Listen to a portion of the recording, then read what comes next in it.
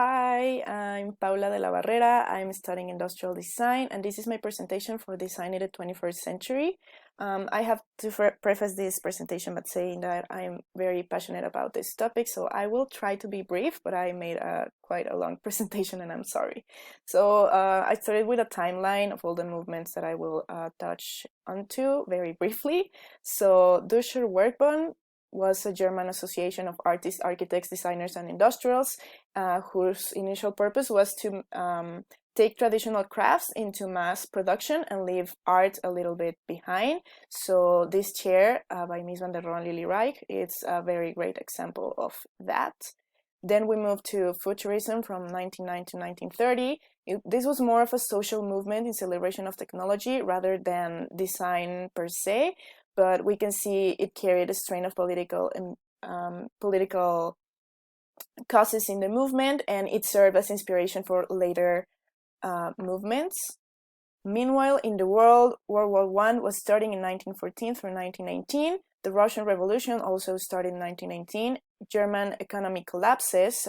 It's important because then it will be the beginning of World War II. And in Mexico, we were just having the Mexican Revolution in 1910.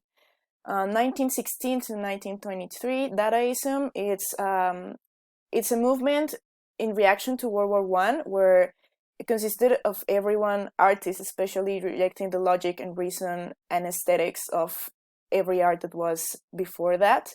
In design, there's not much to say other than the graphic design. For example, this poster, which is very messy, but you can still find a little bit of function and like collage style.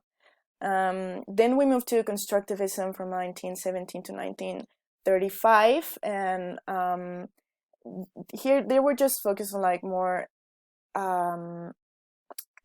there were a lot of political causes too. It started in Russia, I believe, or Germany, and they were very interested in like shapes and movement, but it was more expressive, more construction rather than expressive of emotions or impulse.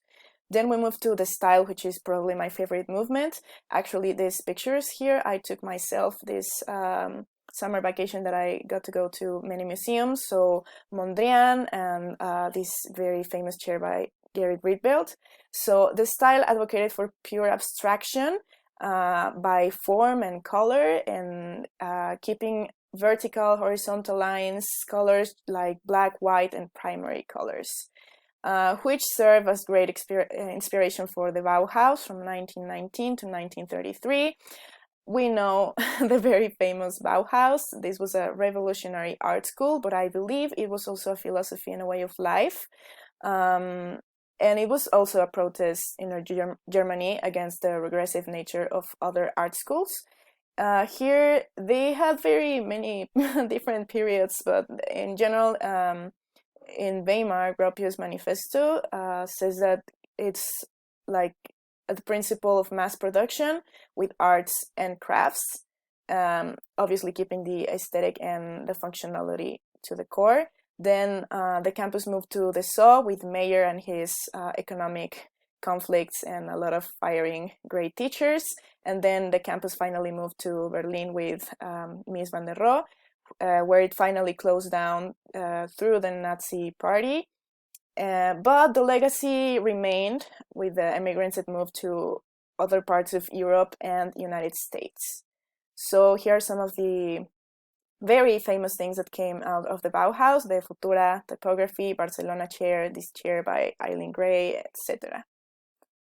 Meanwhile, in the world, Pluto was discovered in 1930, the USSR was recognized by the US, and in Mexico, Zapata was killed, Carranza was killed, and Expropiación Petrolera in 1936. Not a lot of design yet in Mexico, but well, during the 1920s, the American system started. This is not really design, but more of the era of inventions and the beginning of the American dream, with the Wright brothers and their airplane, the Ford Model T, and many very inventions of Thomas Alva Edison. So during the 1920s through almost 1940s, the Art Deco was a movement originated post-World War I in Europe. It represented luxury, glamour, and the all the materials that could be used after the Industrial Revolution. So it represented luxury and glamour, and it was very influenced by Cubism. Then from 1932 to 1940s, streamlined design was inspired by aerodynamic design, and it's more emphasized in architecture, but there's a lot of like curved lines and in industrial design products like this radio here or the chair or like this train. They also call it the international style of Art Deco in architecture and design. Then from starting in the 1920s, the international style, it was more in like buildings and architecture, but it's like rectangular forms, taut plain surfaces, like the Farnsworth House here by Mies van der Rohe. Meanwhile, in the world, as we said previously, German economy collapse. Germany invades Poland and the beginning of World War II. And in Mexico, Trotsky was killed, and graphic design was on the rise by the immigrants coming from everywhere in the world after the war. So yeah, from 1950 to present day, the contemporary design and style and movement is starting to appear. This is very confusing with the modernist design and style, but it's different here. It aims to understand the present rather than the influence by the past.